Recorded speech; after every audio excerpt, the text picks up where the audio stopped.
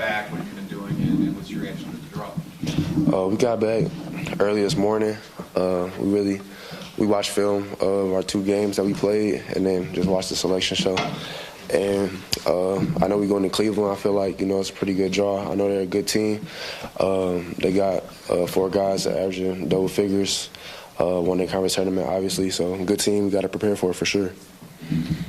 Jaden, growing up, you probably remember your mother saying, "I can show you better than I can tell you." That last game with Wisconsin, was that one of those "I can show you better than I can tell you" games, like that infamous trap game that you guys it happened and now you can move on from it and you kind of dodged the bullet because you can keep playing? Definitely. I mean, we don't want to feel how we felt after that game. It's definitely one and done time now. So just got to get that out the way right now, get that out of our system, and really lock in. Tell me you obviously watched film of the game.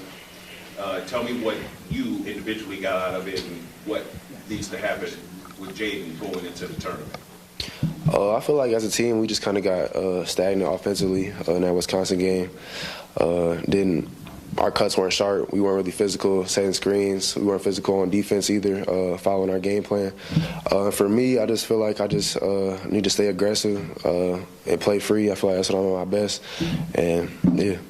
Jaden, we have microphones on both sides. If we can wait for microphone. Matt? Jaden, I was wondering, obviously making the tournament is the thing around here, with the streak, but does this year feel any different for you, given that you guys are a 2 seed? It's a high seed you guys have had since 19, I think it was. That just a little bit of different buzz? Definitely, it feels different. I mean, like you said, it's the highest seed that I've had since being here. I mean, last year we were fighting to even get in the tournament, and this year, I mean, we knew we were getting in, so that was a good feeling. But we know we got our work cut out for us, and I'm glad we led by a coach that's done this multiple times. And then, Jaden, what's the message, as a senior leader yourself, now that we're officially here, what's the message to some of the younger guys like Jace, Trey, some of those younger guards that you've taken under your wing all season? I would say we just got to turn it up a notch, but don't get outside of our identity, what we do. I feel like it's been working pretty much all year, and I feel like it can win us a lot of games in this tournament if we just follow the script, stick to the game plans. Over on your left, Connor. Jaden, I wanted to ask about your previous tournament experience. What lessons can you draw yourself from those experiences the past 3 years? Yeah, I mean, you got to take it one game at a time. Can't overlook any game. Energy, intensity is going to be high. There's going to be different swings throughout the game, but you just got to stay together. And, that's usually the tougher teams win.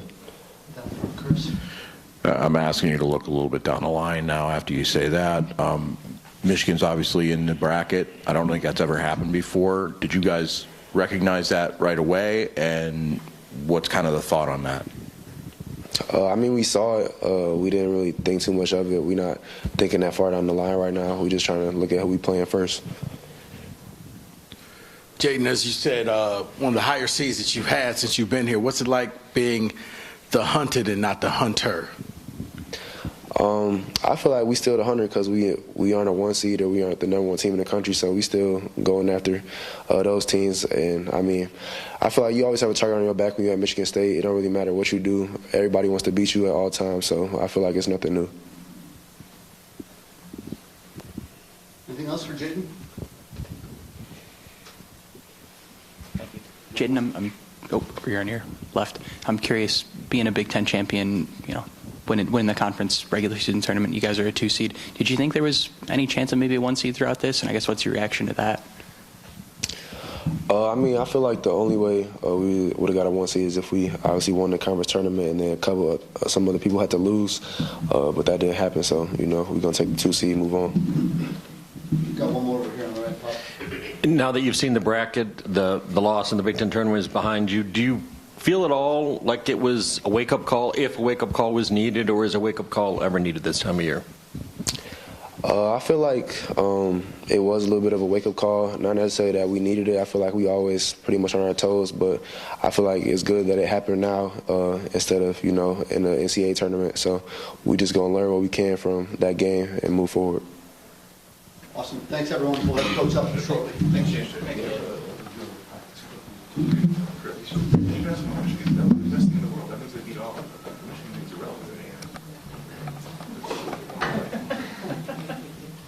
You might as well keep it up there.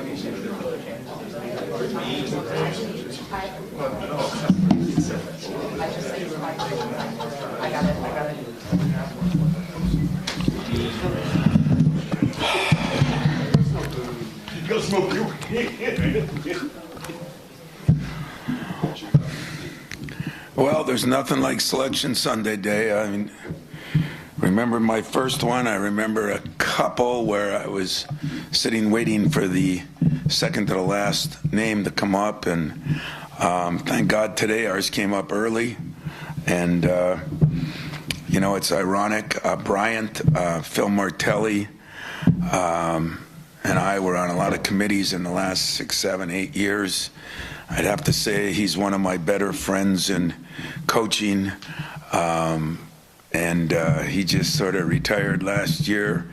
And his son Philip, I know, in fact, I called him yesterday to congratulate him on winning and getting in the tournament, because I talked to Phil, and ironically now we're going to play him. So I can't say I know a ton about them. I know a little bit that their pace is very good. I'll know a lot more at the end of tonight. And you know, I've been part of a 215 loss, so I've been there, done that. As I told my team, when you stay here 30 years and you're in 27 or 8 NCAA tournaments, you kind of been through everything. And so I don't feel comfortable with anything, and I don't feel afraid of anything. And that's kind of the place I'm at and where I'm at. So questions, I'll take them. Tom, I posed the same question to Jaden. Growing up, your mother would say, I can show you better than I can tell you. And was the Wisconsin game that kind of game, that infamous trap game that possibly happened that you still can live to fight another day with? You know, guys, I've heard a lot of people talk about that, and you know, there's no question that 2 weeks ago Wisconsin was maybe the best team in the conference. You know, so there's no trap game. The trap game was going to Iowa, if that's a trap game.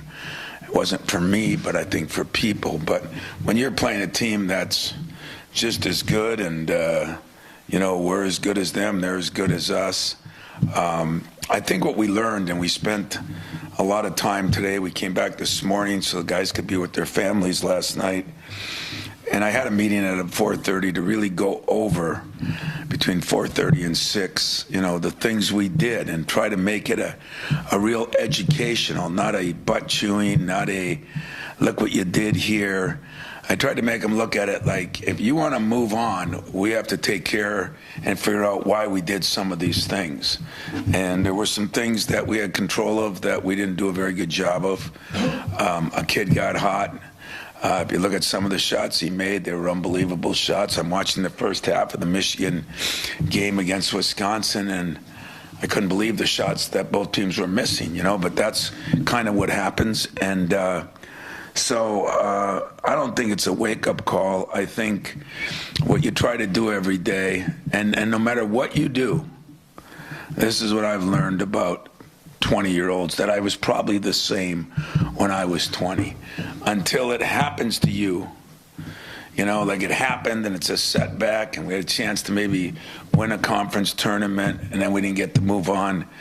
But as I told them, the next time you lose a game, you hang up the sneakers, you know.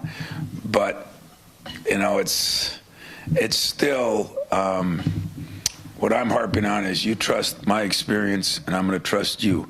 And if we do those two things, we got to have 4 good days of practice and go win ourselves the first round game. Hey, Tom, obviously the streak is well known, but how much does this year feel a little different, because this is the highest seed you guys have had in like 6 years, that as compared to, you know, just your last 4 teams or whatever it is? Yeah, I mean, it feels different because we won the Big Ten, because we won 26 or 7, whatever we won. I don't know what that is. You should know, so let's put the pressure on Matt. In my career, I don't know how many times we've won 26 games, probably 5 or 6. 6 or 8. And, you know, and I don't know how many teams. There's been a couple but I don't even know what Magic's team was at the end of the regular season, or it definitely wasn't this many wins. So I look at it as we've won a lot of games. We've played an incredible schedule. I am, like everybody's going to be critical of this and critical of that, and a little, ironic on how not more than 8 Big Ten teams got in. It's easy to say I don't think we got the respect we deserved when I wasn't one of the schools that was on the bubble. But, I thought Indiana deserved to be in, and maybe even Ohio State, especially looking at some of the teams that got in. And it's the hardest thing about this tournament. I wish we'd go back like it used to be. The analytics, they can stick them where the sun doesn't shine. The this and that, they can do whatever they want. But I still say football does a better job with the eye test, and that's taking nothing away from the committee or anything. But I just think that it's more real, and maybe that wouldn't be good either. But I do think the Big Ten deserved more than 8 teams, and I guess we got to do a better job as a league. But for me, I'm ecstatic on where we are. We played awfully good ball against, I don't know if we ever had a stretch where we played that many high-powered teams in critical situations, on the road, short prep time. I think we're prepared for the tournament. But as you saw today, if a best player scores 32 one day and goes 1 for 14, if fatigue sets in, I don't know, Wisconsin plays tonight and then they go to Colorado on Thursday with, I don't know, where does Michigan go, but that's the one issue of playing the late game, as good as it is to win a championship. So I wish I would have been playing today. I like where we're at. I think we got some work to do because there's some things that we saw on film today that were definitely fixable mistakes. And it's okay to shoot bad, but it's not okay to make mistakes that should be fixable. I want to just looking at Bryant's roster, but I know you haven't really probably dug in all that much on it, but notice they have some high major transfers, and I'm wondering how much at this point in the tournament, this is the first time you've been a high seed really in the portal era. Have you noticed any changes with some of the lower seeds when they get some of those high-end kids who have come from top programs? Well, number one, Northern Michigan got high-end transfers. Everybody's got high-end transfers, it seems like nowadays, and I guess that's why those teams win. If they get 5 or 6 of them, I don't really know their roster. I will in a half hour, but I don't know it now. And yeah, that's more challenging. It means that they got really good players, and some of those guys might have played in the NCAA tournament somewhere else. I know very little about him right now, but I do know, not because he's my friend, I do know Phil's kid is a very good coach, and he sure as hell been brought up right, because Phil was one of the best coaches. When he was at St. Joe's, he was unbelievable, and did a hell of a job there, and his son was all part of it, and he's got 2 sons in coaching. It's a coach's family, and we'll have our work cut out for us. It's just the nature of the beast nowadays. When a 1 beat a 16 a few years ago, it kind of changed everything, and now nobody's safe. So I won't sleep any better than I slept last week or the week before, but at least I know ahead of time who the competition is. I know who's in the next round. Our theory here, you got to win the weekend or you don't move on anyway. You do have to do it one game at a time, but we will prepare for all 3 teams a little bit. And I learned that from a lot better coaches than me. And that's where our program's at. That's what we'll do. And we'll start tonight. Tom, this is the first 2 seed since 2019, and your program's been through a lot since then. And I'm curious, when you look at the way you've been able to sort of, the revitalization, the resurgence this season, how much of that can be sort of proven or backed up with the NCAA tournament this year? Well, first of all, we really do get screwed on when you if you want to say from the 21 season, but everybody knows we were one of the top. We would have been a top 2 seed in 20 when COVID came. So, I mean, we were a very good team that whole time.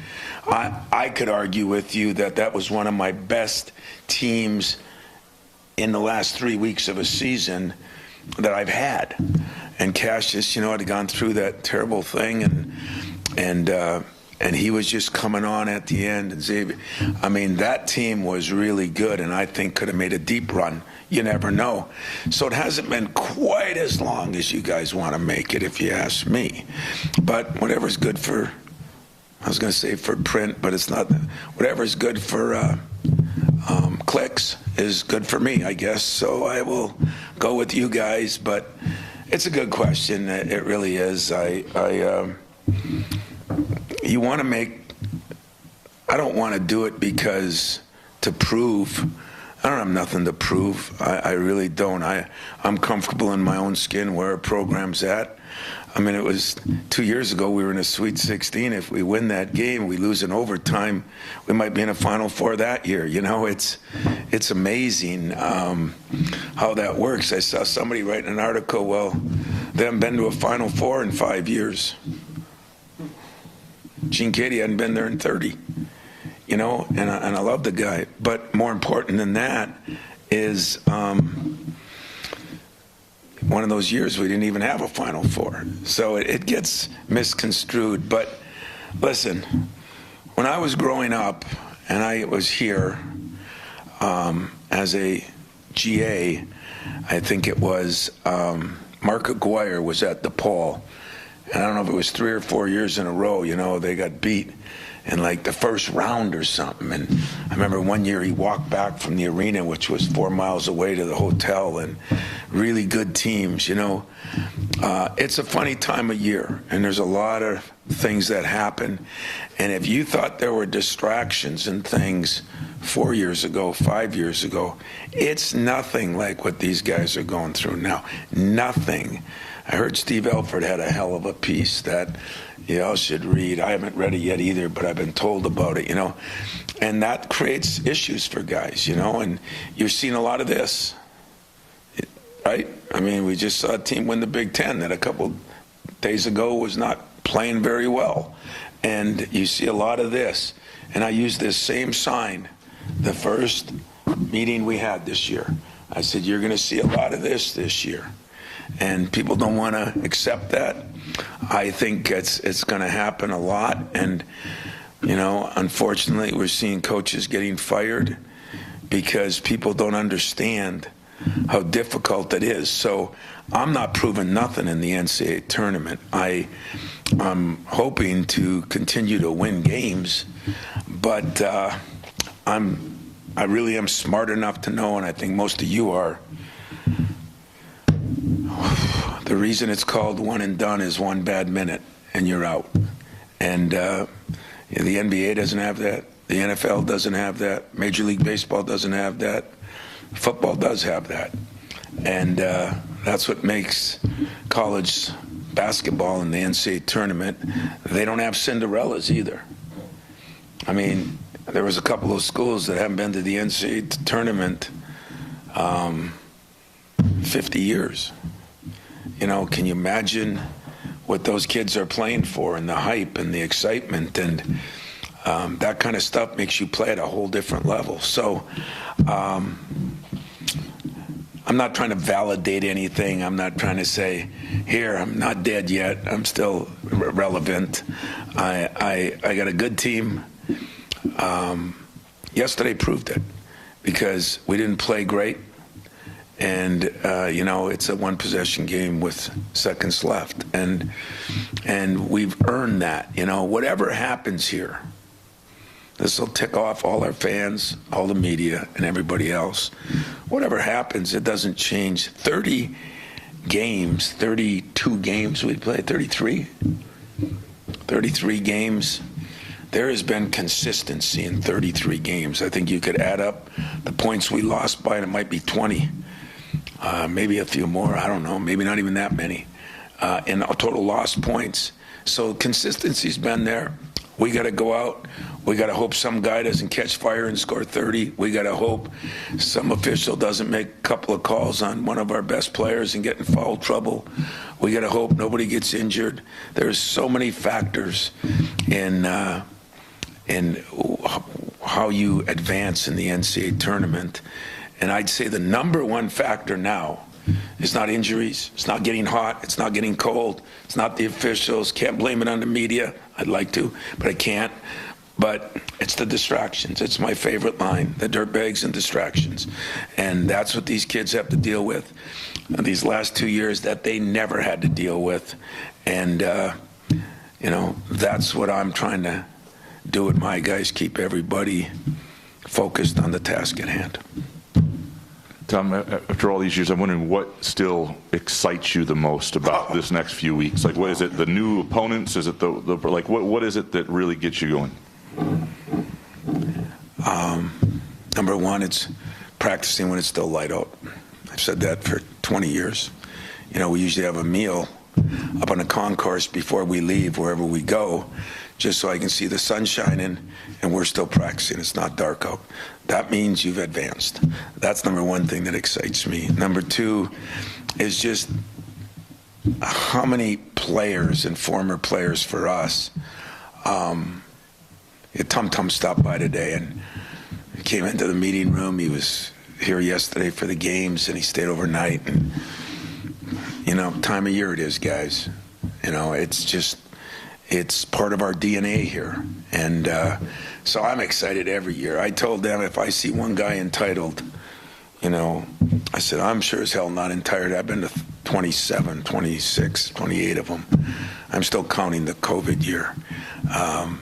But everyone's special. Everyone's exciting. You hear that music as they start it. You look and see where you are. You work until you look uglier than you do right now. I mean, those are all good things, man. And those are why you have the job, to be honest. Time for a couple more. And you brought up, 16 being the one for the first time kind of changed everything. Would you attribute kind of the uptick in upsets in these types of games to maybe the transfer portal raising the floor of these low mid-major teams, or would you say they just kind of believe they can win these games a lot more now? Well, first of all, when some of those things, when we were at 15 and we were 2, got beat by 15, when Virginia, there was no transfer portal. That doesn't have anything to do with it. That's going to make it, I think, it's staying focused on what you got to do. I really believe it.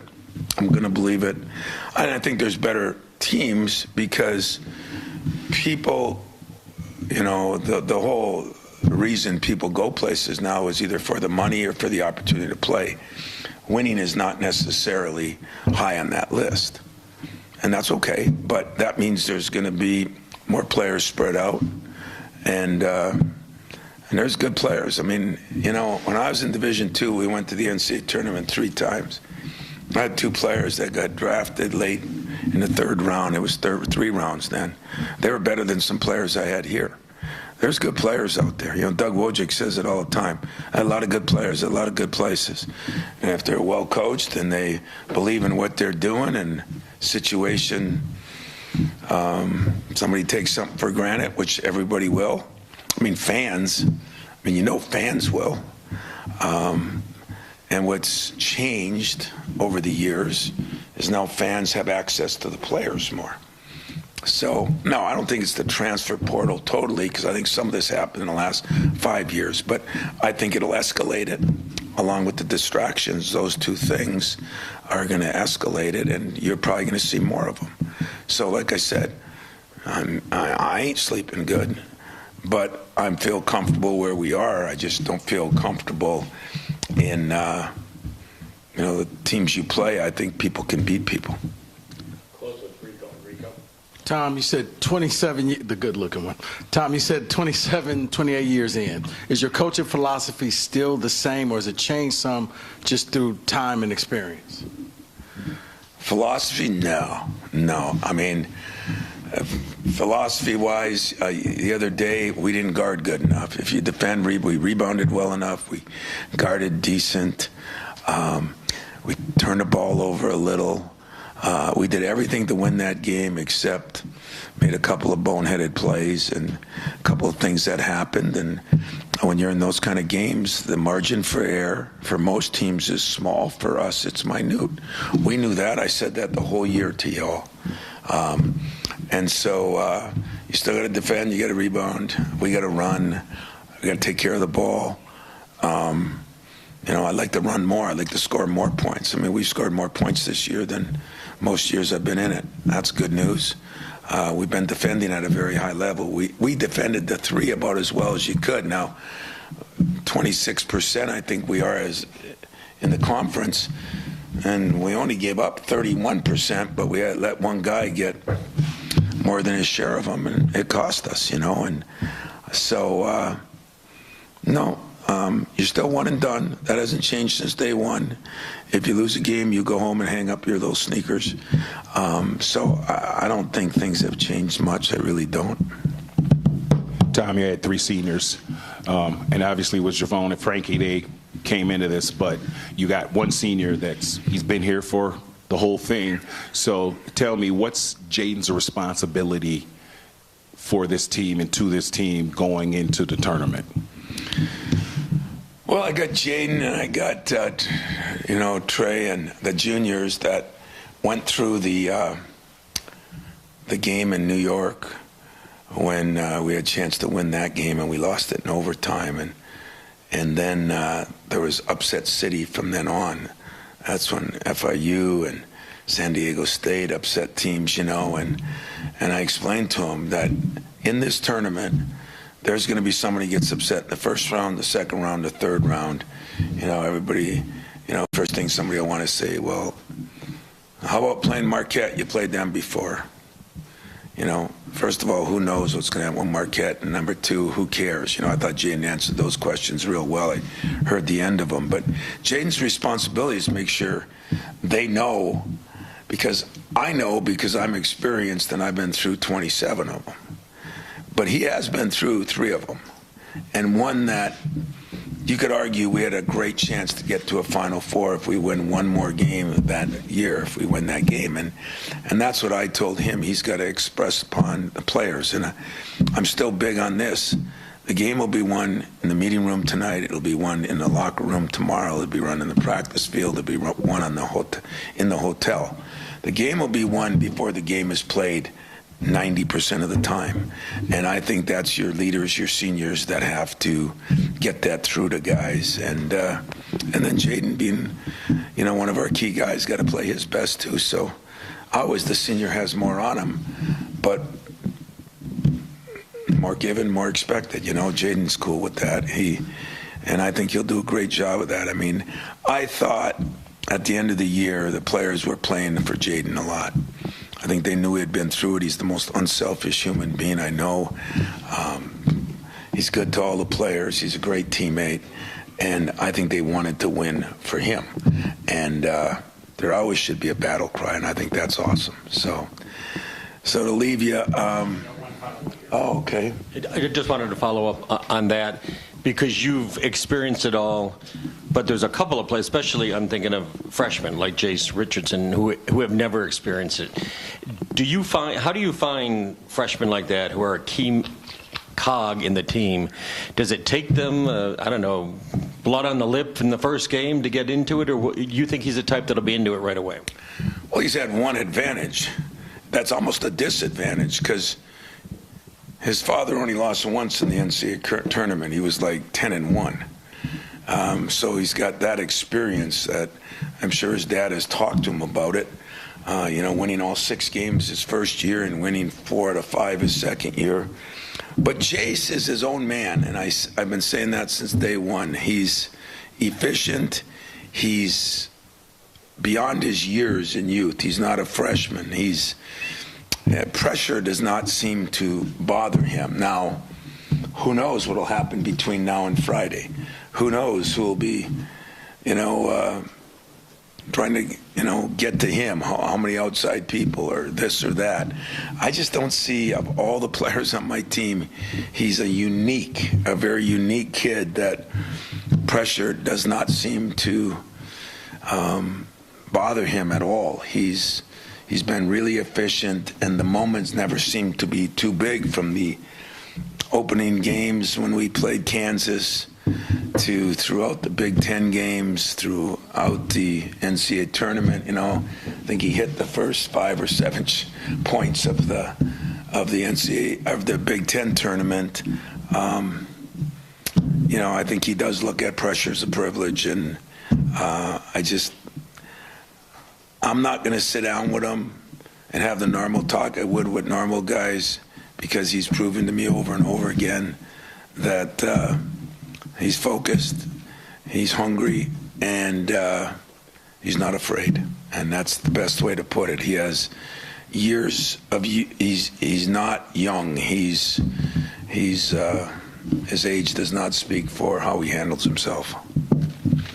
So I'll just say that, it is exciting. I want to make sure everybody knows that, we talk about those years, and yes, a couple years we, got beat in the second game both years, and then the Sweet 16, and yet there's a million schools out there that'd die to be in the NCAA tournament. So we lose perspective. I lose perspective. Fans definitely lose perspective. But it's getting harder and harder to be in that tournament. There's some damn good teams. One that beat us, it's not in the tournament.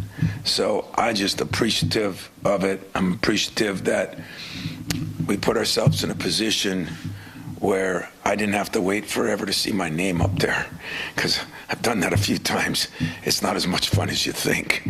And I'm looking forward to this tournament. Hopefully you guys don't have to go too far to get there. I guess the only problem is we're busing again, because they got the 300-mile rule or whatever it is. So we're in a Division II. It'd be nice. The way I look at it, it's still 4 hours shorter than those trips from northern Michigan. So I'll meet with my buddy Mike Garland, and he can tell the guys how to travel in that bus like we did for 4 frickin' years. Okay. Thanks.